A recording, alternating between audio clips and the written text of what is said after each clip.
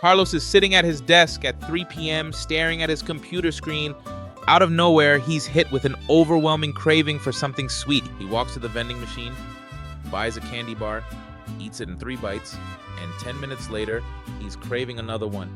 He tells himself he has no willpower. He wonders why he can't just stop eating sugar. But what if the problem isn't willpower? What if his body is trying to tell him something and he's just not listening? I'm Diego, and I've got your raw daily fuel for today.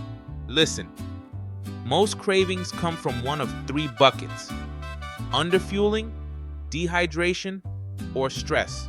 That's it. 3 main triggers. And when you learn to diagnose which bucket your craving is coming from, you can fix the trigger. And when you fix the trigger, cravings drop without willpower battles. Your body isn't trying to ruin you, it's signaling something. Today, I want to give you a simple 3-bucket system to diagnose your cravings and a craving protocol you can use before you eat impulsively. Because one smart replacement beats white-knuckle restriction every single time.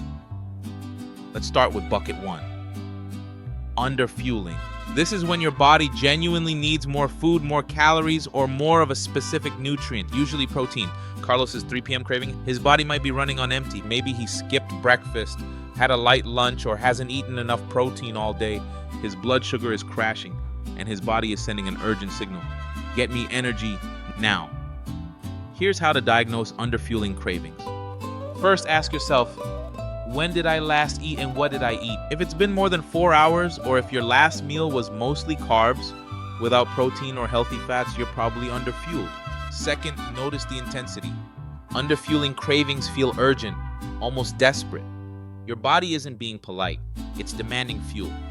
Third, check your energy. If you're also tired, irritable, or having trouble concentrating, that's a huge clue that you need actual food. The fix for underfueling is simple. Eat real food with protein, not candy from the vending machine. That's just gonna spike your blood sugar and crash you again in 30 minutes. Carlos needs something like a handful of nuts with an apple, Greek yogurt with berries, or a protein bar with fiber. Something that gives his body sustained energy, not just a quick hit. Here's the key. If you're genuinely underfueled, your body needs calories. Fighting that with willpower is like trying to drive your car on an empty tank by sheer determination. It doesn't work. Feed your body and the craving goes away. Bucket 2, dehydration. This one catches people off guard because dehydration often shows up as food cravings, especially for sweets. When you're dehydrated, your body has trouble accessing stored energy efficiently. So it sends a signal for quick energy, sugar. Carlos's afternoon craving might not be about food at all, it might be about water. How to diagnose dehydration cravings. First, ask yourself, how much water have I had today? If you can't remember your last glass of water, or if you've been drinking coffee but not water, you're probably dehydrated. Second, notice your mouth and energy. Dry mouth, headache, fatigue, these are all dehydration signals. Third, try the water test. Drink a full glass of water, 16 ounces, and wait 10 minutes. If the craving softens or disappears, it was dehydration. The fix is obvious. Drink more water throughout the day. But here's the protocol. Before you eat anything when a craving hits, drink water first. Make it automatic. Craving something, water first, then reassess. Half the time, the craving will fade because your body got what it actually needed. For Carlos, if he'd drunk a big glass of water at 3 p.m. and waited 10 minutes, he might have realized he wasn't hungry at all, he was just thirsty. But he skipped the diagnosis and went straight to the vending machine. Bucket 3, stress. When you're stressed, your body produces cortisol, your stress hormone. Cortisol drives cravings for high-calorie, high-sugar, high-fat foods because your body thinks it needs quick energy to deal with a threat. Even if the threat is just a stressful email, your body doesn't know the difference. It's preparing you to fight or run, and it wants fuel for that. How to diagnose stress cravings.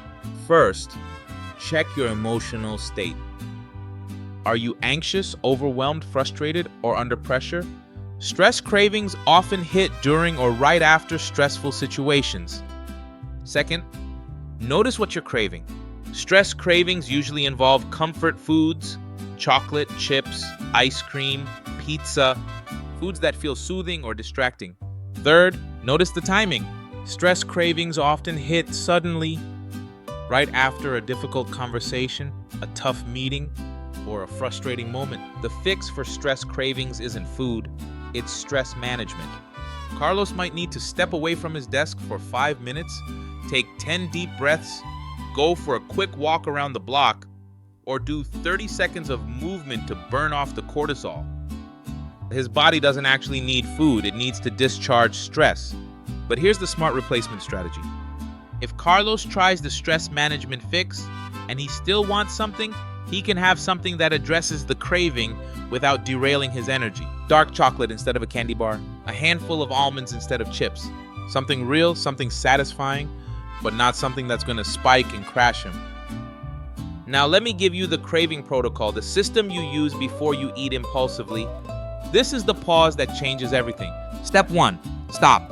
Don't go straight to the food. Pause for 60 seconds, just 1 minute. Step 2, diagnose. Ask yourself the 3 bucket questions. When did I last eat? How much water have I had? Am I stressed right now? Which bucket am I in? Step 3, fix the trigger first. If it's underfueling, eat real food with protein. If it's dehydration, drink water and wait 10 minutes. If it's stress, do something to manage the stress. Breathe, move, step away. Step 4, reassess. After you've addressed the trigger, check in. Is the craving still there?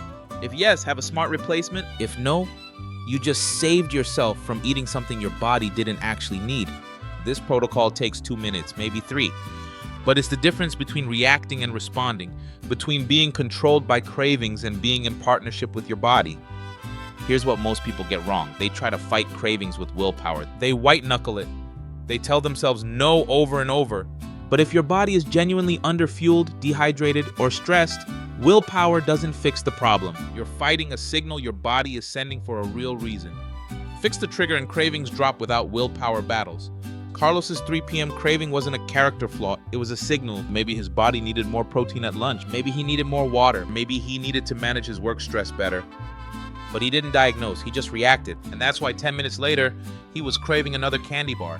Your body isn't trying to ruin you, it's trying to help you. When you learn to listen to what it's actually asking for, when you diagnose instead of react, everything changes. You stop feeling like food controls you. You start feeling like you and your body are working together. Here's your challenge. For the next 7 days, use the craving protocol every single time a craving hits. Stop. Diagnose, fix the trigger first, then reassess. Notice which bucket your cravings come from most often. Notice how many cravings disappear when you address the real trigger. Notice how much easier it gets when you stop fighting your body and start listening to it. Most cravings come from one of 3 buckets: underfueling, dehydration, or stress. Fix the trigger and cravings drop. Build a craving protocol before you eat impulsively. One smart replacement beats white-knuckle restriction. Your body isn't trying to ruin you, it's signaling something. That's your raw daily fuel for today. I'm Diego. Trust your body's signals.